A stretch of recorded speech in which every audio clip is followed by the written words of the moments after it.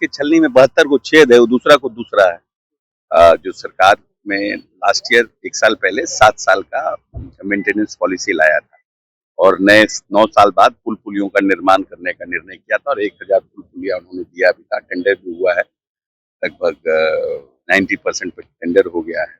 उन सबको समयबद्ध तरीके से काम करवाना, गुणवत्तापूर्ण काम करवाना और जहाँ ट्रैफिक फ्लो ज्यादा है वहाँ पर डबल, सिंगल जहाँ है उसको डबल करना, ये सब प्रायोरिटी है। बिहार में जैसे ही मंत्रिमंडल का विस्तार हुआ सभी मंत्री जो है वो पदभार ग्रहण अब करने लगे हैं, लेकिन ठीक जब मंत्री शपथ लिए थे उसके बाद जो है विपक्ष की ओर से एक बड़ा सा लिस्ट जारी किया गया था जिसमें कहा गया था कि लालू प्रसाद यादव को सिर्फ बदनाम किया जा रहा है। ऐसे में लालू प्रसाद यादव पर परिवारवाद का जो है वो बड़ा आरोप लगा है लालू प्रसाद यादव को लेकर के कि देखिए अपने बेटी को या फिर अपने बेटे, दोनों बेटे को जो है राजनीतिक रूप में सेटल कर दिए, लेकिन अब जो है वो परिवारवाद का आरोप जदयू और एनडीए के गठबंधन दल के नेताओं पर लग रहा है। एक तरफ सम्राट चौधरी की बात कर ली जाए, दूसरी तरफ उपेंद्र कुशवाहा पर भी जो है अब परिवारवाद का ठप्पा जो है वो आरोप राजद ने लगा दिया है, क्योंकि उनके जो बेटे हैं वो न विधायक बने न ही एमएलसी और सीधा शपथ ले लिया मंत्री का। उसके बाद देखिए विपक्ष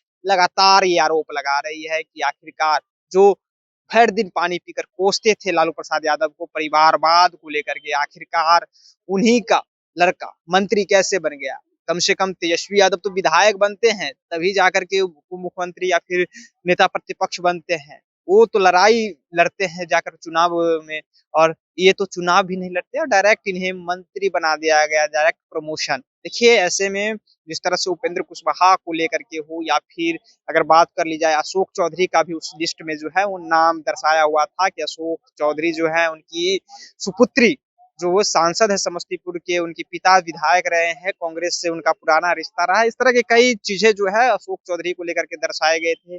या फिर बात कर ली जाए विजय कुमार चौधरी की तो उनके बारे में भी दर्शाया गया था कि दलसिंह सराय से उनके पिता पहले विधायक थे, वो भी कांग्रेस से थे और अब वो खुद मंत्री हैं। यानी परिवारवाद का एक बड़ा सा चिट्ठा जो है वो राजद अपने सोशल मीडिया हैंडल से डाला है और उसके बाद देखिए परिवारवाद का एक बड़ा आरोप जो है वो लगने लगा है एनडीए पर। ये सचिवालय की तस्वीर है, तमाम मंत्री जो है वो आ रहे हैं और आकर के अपना पदभार ग्रहण कर रहे हैं। ऐसे में अशोक चौधरी क्या कर रहे हैं, अशोक चौधरी क्या कुछ कह रहे हैं परिवारवाद को लेकर के, सुनिए इस पूरे वीडियो में।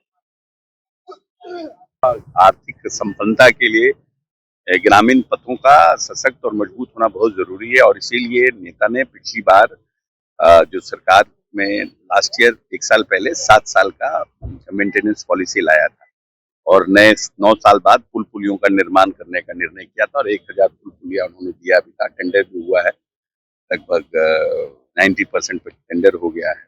उन सबको समयबद्ध तरीके से काम करवाना, गुणवत्तापूर्ण काम करवाना और जहाँ ट्रैफिक फ्लो ज्यादा है वहाँ पर डबल, सिंगल जहाँ है उसको डबल करना, ये सब प्रायोरिटी है। और सर एनडीए गठबंधन के बाकी जो मंत्री शपथ लिए पदभार ग्रहण कर रहे हैं उनको क्या संदेश? उनको भी सबको शुभकामना देते हैं और मजबूत बड़ा आर्थिक छलांग इन 5 वर्षों में हमें बिहार में लगाना है।